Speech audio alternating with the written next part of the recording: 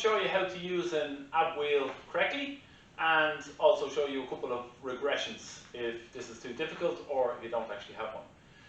Most people, I always say, the only home equipment you actually need is an ab wheel, a pull-up bar and a couple of resistance bands.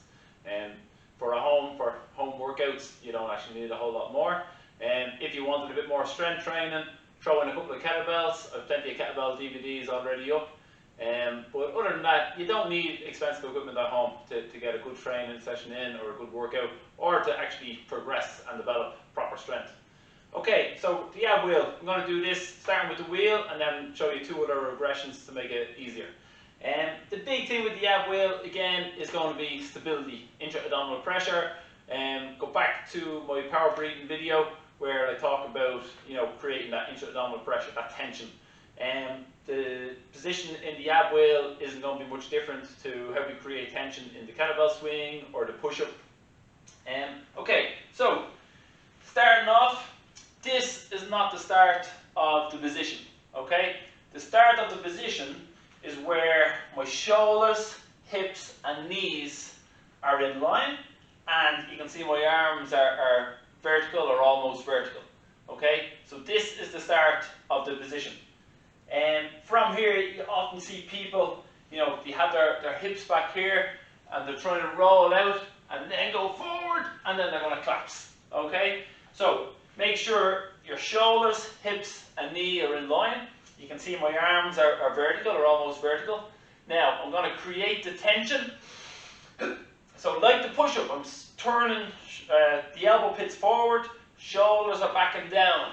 I'm squeezing the armpits to try and engage the lats. I've inhaled, I'm bracing onto the core. I'm going to squeeze the glutes. Okay.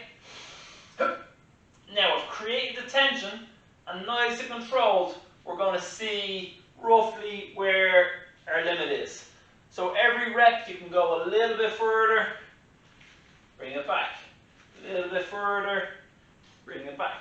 You can see when I'm out here, I'm not letting the hips fall. I'm not collapsing in the lumbar or the lower back. Okay, there's always going to be that hollow body. So in the trunk stability or core stability, core activation video, we talked about pushing that lower back into the floor, creating tension in the abs. Same position that we use for the push-up. Okay, so make sure you have that hollow body. Okay, lots of tension, and you're going out and you maintain the tension. Don't let the hips fall down. Okay, so that's the most difficult variation. Next, if you find that too hard or you find there's a lot of pain in the lower back, if you have a Swiss ball, this is a slightly easier variation. The principles are the exact same. Okay, so this time our starting position is knee, hip, shoulder are vertical, so we're in what's known as a tall kneel. Okay, of the shoulders back and down, and you can see I have the ball at the maximum distance where my fingertips are touching. Okay, now everything else is the same as in with the wheel. We're going to create the tension, shoulders back and down, lats, bracing the abs, squeezing the glutes. And I control, and you can see my body is moving as one unit, out and back. Okay, so you're creating that tension. Don't leave your hips behind. Okay, this is not what we're doing. Everything moves as one unit. Control out, shoulders and hips move together, and come back.